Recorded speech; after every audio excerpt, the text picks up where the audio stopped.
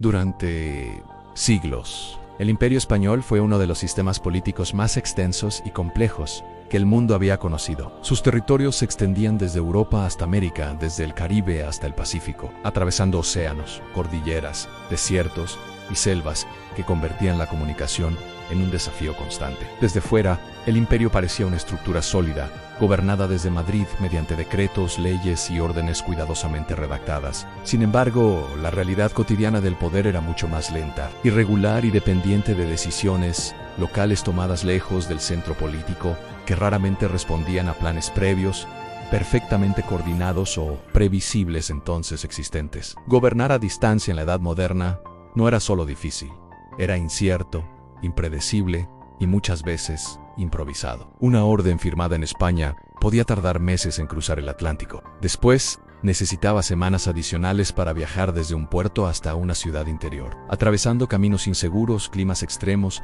y redes de transporte irregulares. Algunas órdenes se perdían en naufragios, otras quedaban retenidas por tormentas o conflictos marítimos, y muchas llegaban cuando la situación que pretendían regular ya había cambiado por completo. Aún así, las ciudades coloniales seguían funcionando, incluso cuando el centro guardaba silencio administrativo prolongado y desconcertante entonces habitual. Para entender cómo el imperio siguió funcionando, hay que imaginarlo no como una cadena de mando perfecta, sino como una red de cabildos, corregidores, alcaldes, comerciantes, escribanos, oficiales portuarios, milicias locales y funcionarios intermedios que en la práctica tomaban decisiones cada día. El papel era importante, pero la costumbre lo era aún más.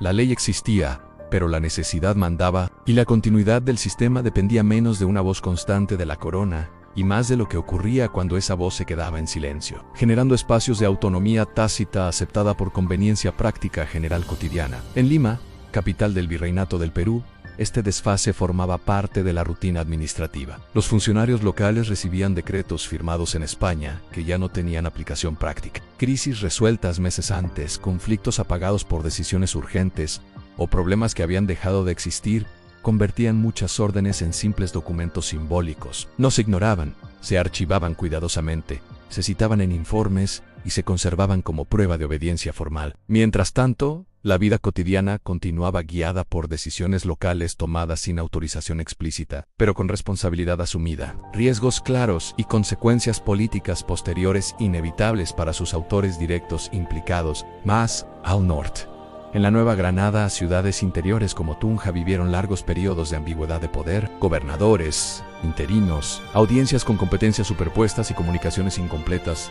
creaban un escenario en el que nadie sabía con certeza quién mandaba. A pesar de ello, la ciudad no colapsó. Los impuestos se cobraban, los conflictos se resolvían y la administración continuaba operando. La práctica diaria reemplazaba la claridad jerárquica, permitiendo estabilidad mínima mientras esperaban confirmaciones oficiales que rara vez llegaban a tiempo.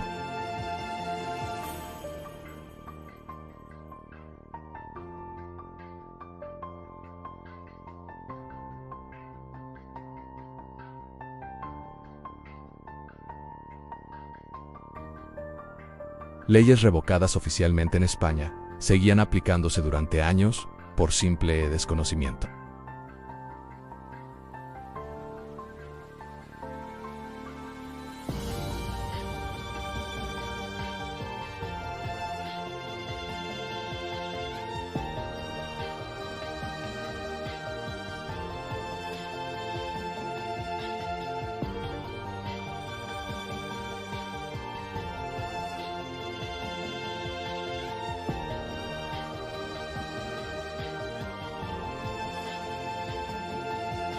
Estos casos no fueron excepciones aisladas, representaron síntomas visibles de un sistema imperial que dependía menos de la obediencia estricta y más de la adaptación local. El Imperio Español no se sostenía solo por su ejército o por la autoridad simbólica de la corona. Se sostenía por una red extensa de cabildos, funcionarios intermedios y autoridades locales capaces de actuar cuando el centro no respondía. Esa capacidad práctica de decisión evitaba vacíos peligrosos y mantenía el orden básico cotidiano, necesario para sobrevivir a la distancia, a la demora, el silencio y la incertidumbre constante del gobierno transoceánico prolongado, entonces estructural permanente. En puertos estratégicos del Pacífico como Guayaquil, Una crisis podía paralizar el comercio y el abastecimiento en pocos días. Cuando las órdenes no llegaban, un funcionario local asumía responsabilidades fuera de su cargo formal. Decidía por qué esperar era peor. Organizaba defensas, priorizaba embarques, redistribuía recursos y negociaba apoyos locales para evitar el colapso. Si la medida funcionaba, era aceptada después. Si fallaba,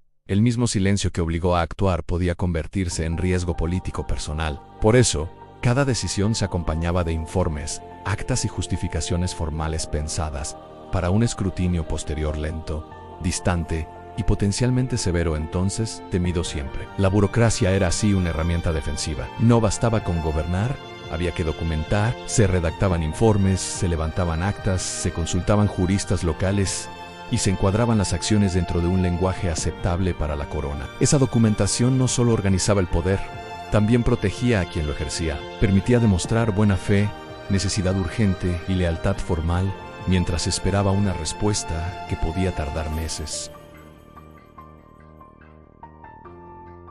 Así, el gobierno avanzaba envuelto en trámites, sellos, firmas y copias, creando continuidad institucional pese al vacío temporal recurrente administrativo. Incluso dentro de la propia España, el poder no siempre fluía directamente desde Madrid.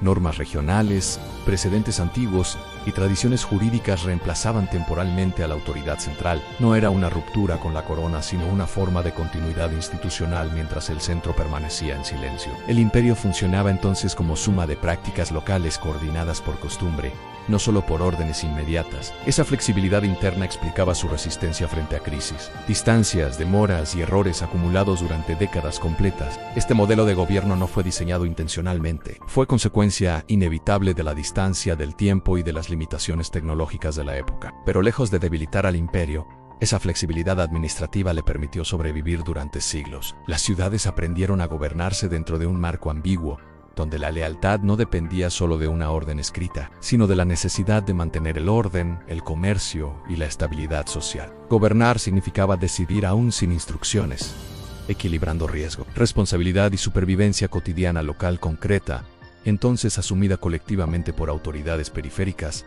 acostumbradas a esperar poco del centro distante imperial. El Imperio Español no fue un bloque rígido ni perfectamente centralizado. Fue una estructura viva, llena de contradicciones, improvisaciones y soluciones prácticas. Gobernó con documentos pero también con ausencias, con órdenes claras y con silencios prolongados. Y en ese equilibrio inestable logró sostener uno de los sistemas políticos más duraderos de la historia moderna. La estabilidad no provenía de la velocidad, sino de la capacidad de adaptación. Cada ciudad, cada puerto, cada cabildo aportaba pequeñas decisiones que, sumadas, mantenían el conjunto en funcionamiento. Así, el poder imperial se distribuía sin declararlo, operando en capas sucesivas toleradas, necesarias y funcionales siempre. Al observar estos episodios en conjunto, se entiende que el poder no siempre se ejerce desde el centro.